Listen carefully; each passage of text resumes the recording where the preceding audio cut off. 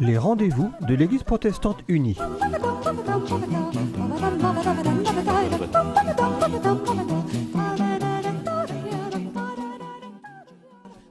Bonjour, nous sommes heureux de vous retrouver aujourd'hui. Au micro, vous avez Pierrot Munch, pasteur de l'Église protestante unie, qui va interviewer M. Raphaël Gouerne, membre de l'Église catholique. J'ai découvert Raphaël un peu par hasard, au gré d'un courrier, d'un mail échangé par une amie et qui présentait un travail que Raphaël avait fait pour comparer un peu la tradition, la foi, l'histoire des différentes églises. J'avais trouvé ça très intéressant. Je me suis dit, ce serait intéressant de se rencontrer et d'en faire une émission radio. Donc, nous voilà. Raphaël, est-ce que vous voulez vous présenter un peu plus ? Oui, bien sûr. Bonjour. Donc, lorsque je me présente, je rappelle que je suis un homme. Un homme, mais aussi un époux, un papa, un papy et un chrétien catholique engagé avec le Christ sur la paroisse Saint-Jean d'Erdre-et-Gèvres à la Chapelle-sur-Erne. Alors, aujourd'hui, j'ai deux missions principales qui me sont confiées par la paroisse. La première, je me suis engagé dans l'équipe des funérailles comme officiant. Donc, c'est d'accompagner les familles en deuil. C'est à la fois les accueillir, les écouter, les accompagner, prier avec elles. Et je porte cette mission depuis 21 ans. La deuxième mission que j'ai aujourd'hui, qui est un peu plus récente, c'est que je suis responsable de l'équipe locale d'intendance. C'est un grand mot, ça. Ça veut dire quoi ? Eh bien, j'aide la paroisse à avoir des installations correctes, disponibles en permanence. Donc, effectivement, je suis en relation à la fois avec le curé de la paroisse, les bénévoles de la paroisse, la mairie, parce que l'Église appartient à la mairie, ne l'oublions pas. Et puis, deuxièmement aussi, avec tous les professionnels qui interviennent sur les locaux, l'Église ou la maison paroissiale. Donc, ils viennent maintenir, réparer, modifier tous les équipements de la maison paroissiale et de l'Église. Et je porte cette mission depuis 4 ans. Donc voilà, globalement, ce que je fais aujourd'hui. Alors, bien sûr, quand on est chrétien, tu vois qu'il y a une demande, on l'accepte, on essaye de l'accepter. Donc, il y a d'autres choses, on verra peut-être ça une autre fois, je pense. Merci, Raphaël. Alors, on est à peine sorti de la semaine de prière pour l'unité des chrétiens. C'est pour ça nous avons cet entretien ensemble. Est-ce que, pour compléter un peu votre présentation, vous pouvez juste nous dire, vous, votre expérience concrète d'œcuménisme, ça consiste en quoi ? Alors, du temps de l'ancien curé de la paroisse, le père, je cherche son nom, je ne l'ai plus en tête, bon, peu importe. Il va revenir. Il va revenir, oui, effectivement. Il nous avait effectivement permis d'aller vivre une cérémonie au temple, et les protestants étaient venus vivre une cérémonie à l'église Sainte-Catherine de la Chapelle-sur-Erne. Et bien sûr, à la chapelle, c'est la pasteur, à l'époque, Caroline, qui a pris la parole. Et au temps protestant, c'est notre curé qui avait pris la parole. J'avais trouvé ça superbe. Et en plus, l'accueil avait été chaleureux. Donc voilà, j'ai été un petit peu émerveillé. Et puis récemment, c'est de peu de temps, en novembre, tous les ans, au mois de novembre, puis au mois donc le 11 novembre et le 8 mai, on célèbre sur la paroisse la paix. On prie pour la paix. La paix dans le monde, mais aussi la paix dans nos milieux familiaux, dans nos milieux professionnels, dans nos milieux associatifs.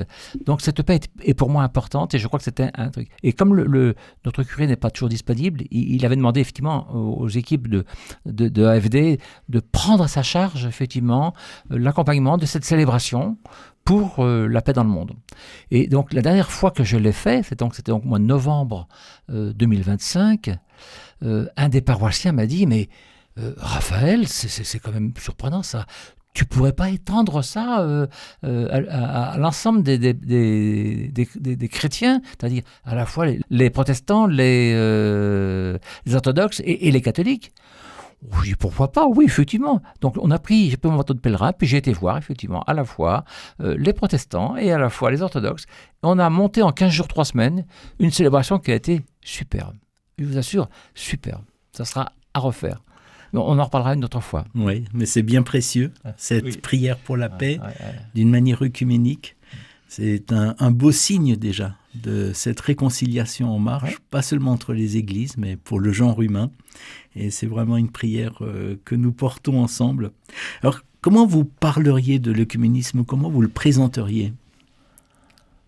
Alors, je crois que je commencerai par faire 4 affirmations. La première, je dirais, nous sommes tous des chrétiens. En deuxième, je dirais, les protestants sont des chrétiens, les orthodoxes sont des chrétiens, les catholiques sont des chrétiens. Voilà, un mot qui nous unit, qui nous relie. Et c'est notre socle pour partir effectivement à plus d'unité, à plus d'amour entre nous. Tout passe par là, je pense. Alors, bien sûr, ceci étant dit, on peut maintenant commencer à définir ce qu'est l'œcuménisme. Alors, il y a 2 définitions qui apparaissent dans la littérature.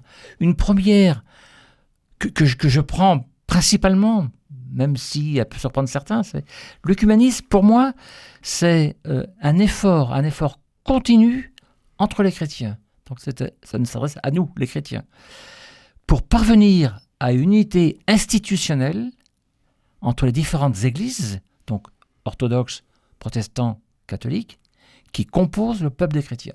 Donc je dirais, c'est un effort continu. Et c'est ça qu'il faut voir, c'est que l'œcuménisme n'est pas acquis.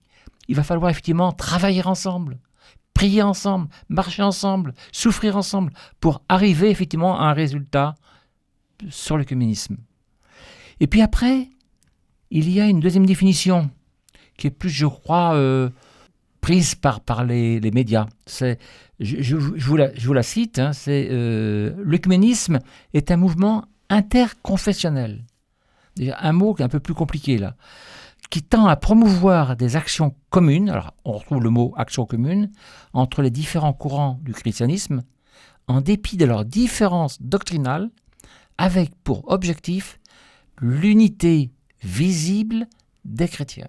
Voilà les 2 définitions. Alors maintenant, on peut aller un tout petit peu plus loin et se dire, mais pourquoi est-ce que l'œcuménisme est important au niveau du monde, de la terre, de chaque pays, de chaque commune? Parce qu'effectivement, l'Église est fondée par Jésus-Christ. C'était donc une communauté historique. Jésus-Christ a vécu dans un pays, Israël. Donc il a vécu avec des gens de son pays. Donc je crois effectivement que l'œcuménisme est un mouvement interconfessionnel qui veut promouvoir des actions dans tous les lieux. La famille, l'église, la ville, le département, la région, le pays. Voilà, c'est ça un petit peu, c'est d'étendre notre regard sur l'ensemble des acteurs que l'on côtoie aujourd'hui. Alors, peut-être qu'on pourrait juste élargir encore un tout petit peu, parce que vous parlez beaucoup des catholiques, des orthodoxes, des protestants. Protestants, je pense au sens large. Oui. Et je voudrais vraiment citer aussi tout le monde évangélique qui compose une part importante de l'œcuménisme. Il y a d'ailleurs des dialogues qui sont entre catholiques et évangéliques, des dialogues bilatéraux. Et nos amis évangéliques comptent beaucoup dans ce dialogue. Dans toutes ces rencontres, dans tous ces efforts. Et on pourrait dire que dans ces actions à mener ensemble, il peut y avoir des actions de solidarité, des prières ensemble, des actions missionnaires. Voilà. Il y a toute une possibilité très large de pouvoir agir ensemble, se rencontrer, travailler ensemble. Là, vous mettez le doigt sur un petit problème, une petite faiblesse. C'est qu'aujourd'hui, d'après ce que je perçois, c'est que l'Église catholique est attachée à des rencontres à plusieurs. Elle ne souhaite pas, a priori, j'ai bien a priori, de rencontres à 2. Elle veut que le dialogue se fasse 3 à 3, à 4 éventuellement, hein, en fonction des différentes églises. Donc, c'est un obstacle à passer, ça aussi. Dans quel sens voulez-vous parler d'obstacles pour cela? Parce qu'effectivement, pour moi, pour être clair ensemble, on ne veut pas une église à 2, on veut une église à 3. C'est-à-dire l'église unique, c'est protestant, orthodoxe, catholique. Alors, quand je dis protestant, j'y mets aussi les évangéliques. Alors, j'y mets aussi les évangéliques. Je voulais vous le dire tout à l'heure, mais c'est vrai que je ne l'ai pas dit. Oui. Donc, c'est tout le monde réuni. Donc, effectivement, l'Église catholique souhaite ce dialogue à 3 en permanence. Alors que, quelquefois, c'est vrai, il peut y avoir des points d'attache particuliers, des relations humaines particulières, des relations d'église particulières, effectivement, qui pourraient permettre d'avancer à 2, et puis après, d'y faire adhérer le 3e. Oui.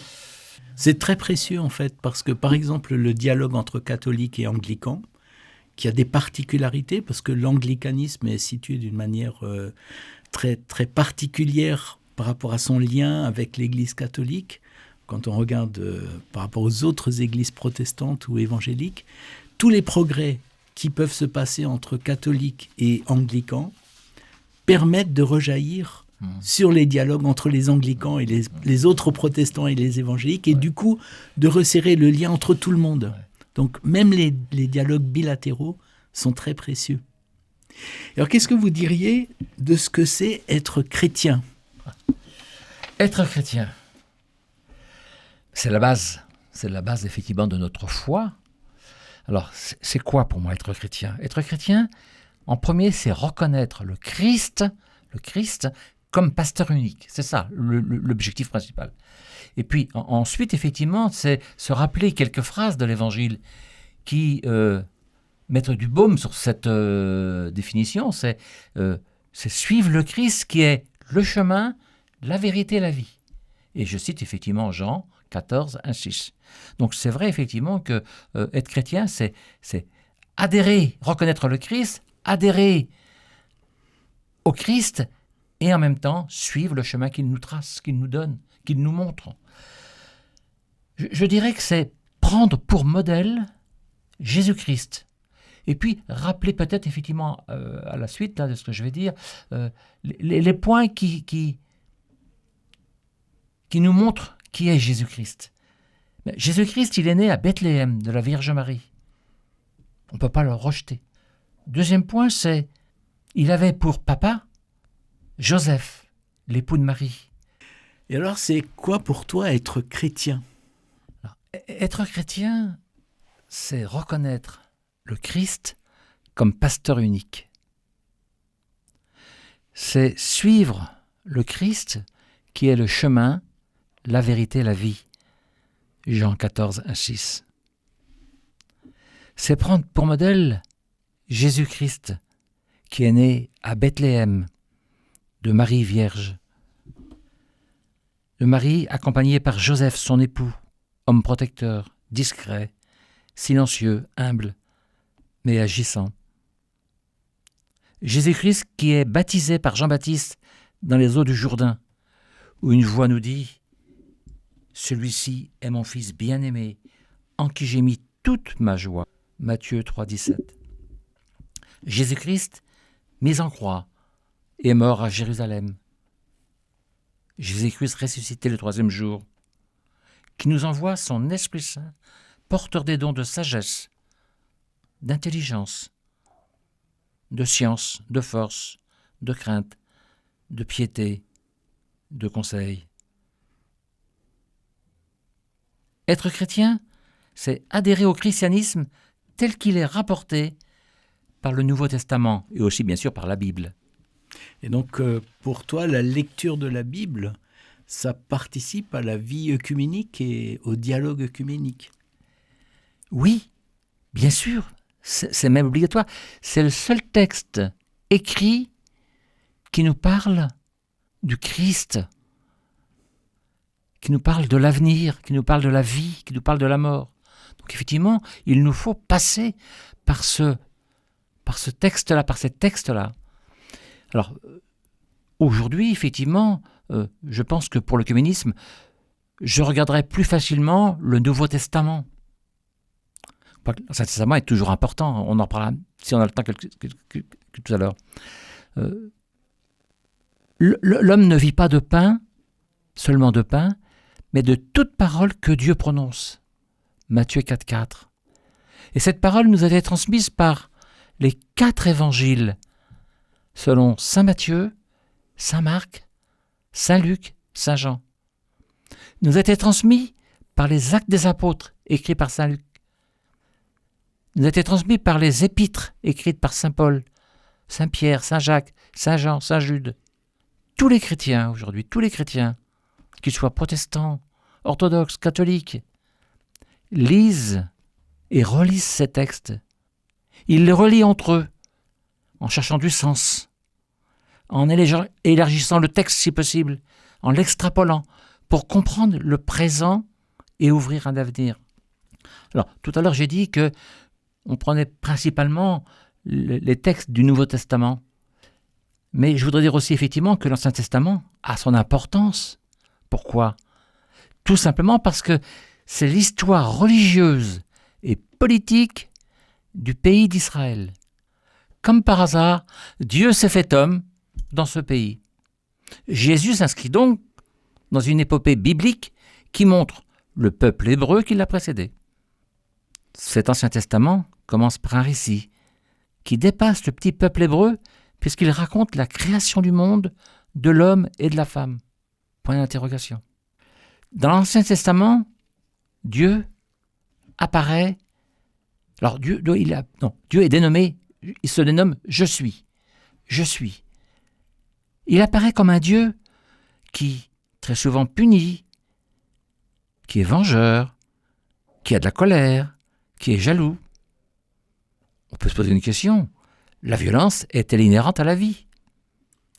Et puis Dieu apparaît aussi également puissant, créateur de l'univers, créateur de l'homme et de la femme, attentif à son peuple d'Israël. On voit effectivement que Dieu a de multiples facettes. Et j'en ai cité quelques-unes, mais il y en a beaucoup plus. Alors, la Bible, effectivement, c'est un texte qui nous est commun et par la Bible, nous pouvons nous rencontrer, nous dialoguer. Nous avons d'autres textes en commun, ce sont les symboles, les conciles œcuméniques des premiers siècles. Il y a eu 7 conciles œcuméniques qui ont produit aussi des documents, des symboles.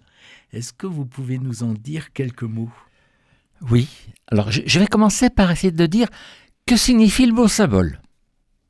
Le mot symbole vient d'un mot grec ancien, symbolon, qui signifie mettre ensemble. Et au départ, il avait le sens d'un engagement, d'une alliance, d'une promesse, ce qui renvoie à l'adhésion du chrétien à la parole de Dieu. Voilà, ça c'est le symbole.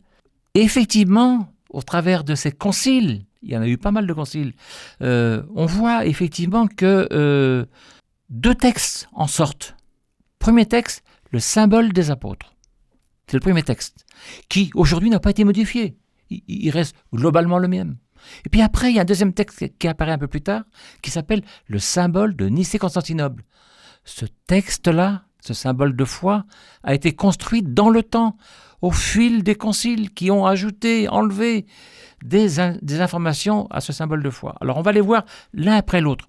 Premier symbole, le symbole des apôtres. Alors qu'est-ce que vous en diriez de ce symbole des apôtres ? Alors je pense que, comme son nom l'indique, ce texte formule la foi des apôtres, ce qu'ils nous ont transmis. Ils ont défini le socle commun de la foi des chrétiens. Voilà, c'est ça le point de départ. Et donc de nombreux points de ce texte, qu'on appelle aussi le « Je crois en Dieu », sont présents dans des textes, dans des lettres de Saint Paul et de Saint Pierre aux premières communautés chrétiennes. Alors, à savoir 4 références. Première référence, c'est Saint Paul, 1 Corinthiens 15, versets 13 et 14. « Le Christ est mort pour nos péchés. Il a été enseveli. Il est ressuscité le 3e jour, selon les Écritures. » Puis après, toujours de Saint Paul, dans le même chapitre 15, versets 16 et 18, Car si les morts ne ressuscitent point, Christ n'est pas non plus ressuscité. Et si le Christ n'est pas ressuscité, votre foi est vaine. Vous êtes encore dans vos péchés. Et par conséquent, aussi ceux qui sont morts en Christ sont perdus. Après, 2 petites phrases de Saint Pierre. Pierre 1, chapitre 1, versets 17 et 18. « Car il a reçu de Dieu le Père honneur et gloire, quand la gloire magnifique lui fait entendre une voix qui disait, alors cette voix, c'était au baptême de Jésus, sur le Jourdain, avec Jean-Baptiste, « Celui-ci est mon Fils bien-aimé, en qui j'ai mis toute mon affection. » Et nous avons entendu cette voix venant du ciel, lorsque nous étions avec lui sur la montagne. De la transfiguration. Exactement. 2e phrase de Saint Pierre, « Car ce n'est pas par une volonté d'homme qu'une prophétie a jamais été apportée, mais c'est poussé par le Saint-Esprit que des hommes ont parlé de la part de Dieu. » Voilà, c'est le symbole de la foi des apôtres avec Saint Pierre, qui était donc le premier évêque. C'est la profession de foi des premiers chrétiens. Et ce texte reprend des points importants, comme le Dieu trinitaire, à la fois Père, Fils, Esprit, comme Jésus, qui est pleinement Dieu et pleinement homme à la fois, comme la résurrection de Jésus et l'accès à la vie éternelle, comme l'appartenance à un même corps de tous les chrétiens à travers l'Église. Ça, c'est le symbole des apôtres. Premier texte. Est-ce qu'on peut juste dire un mot sur un mot de ce symbole qui est, je crois, à l'Église une sainte catholique? Comment vous entendez ce mot catholique? Alors, vous, Raphaël? Oui. Alors, le mot catholique, il faudrait le traduire effectivement, parce que ça veut dire universel. C'est-à-dire, ça veut dire aussi en même temps en totalité et en intégrité.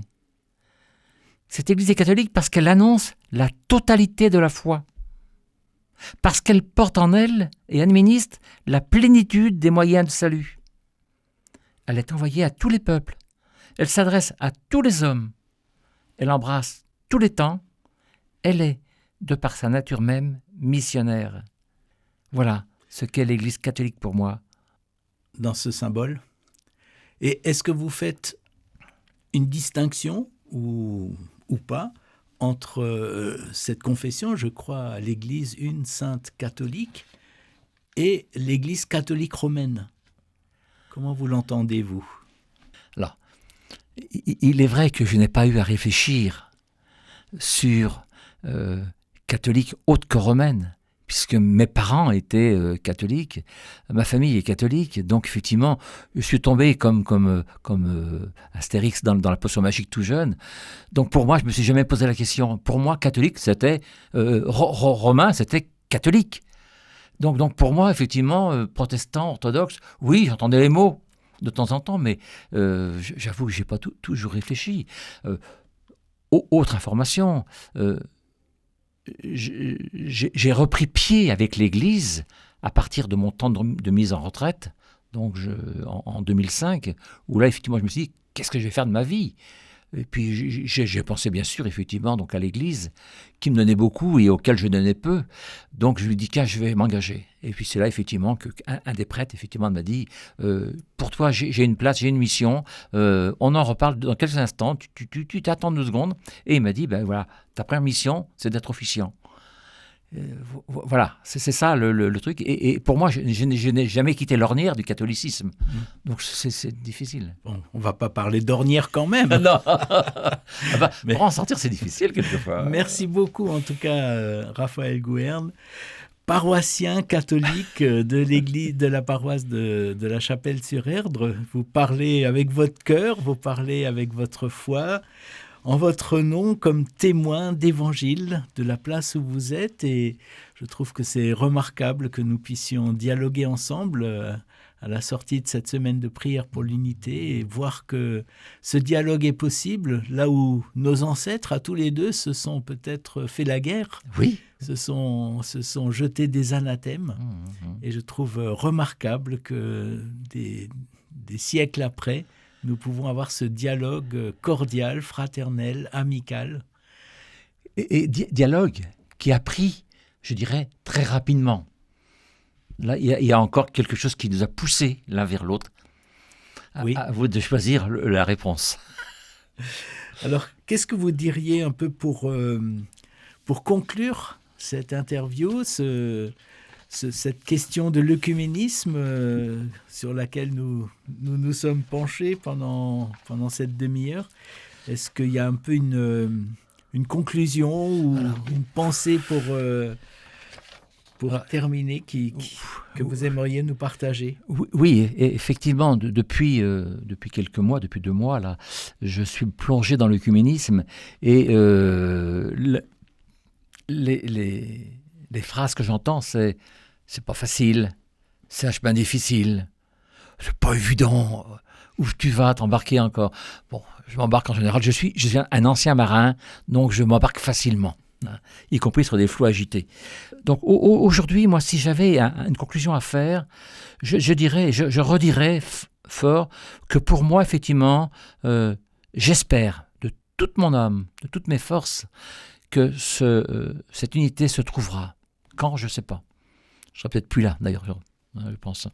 Et puis, bien sûr, effectivement, ça sera un chemin long et difficile, qui va demander des sacrifices aux uns et aux autres.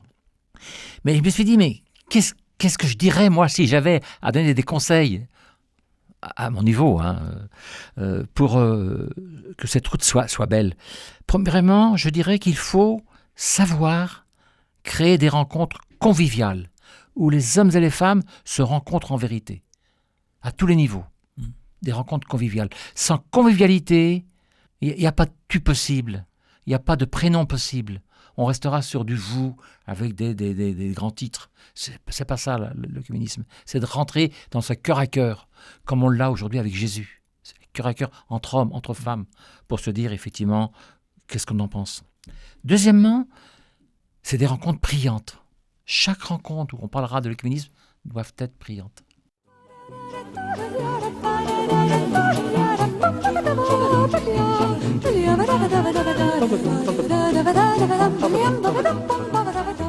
C'était les rendez-vous de l'Église protestante unie.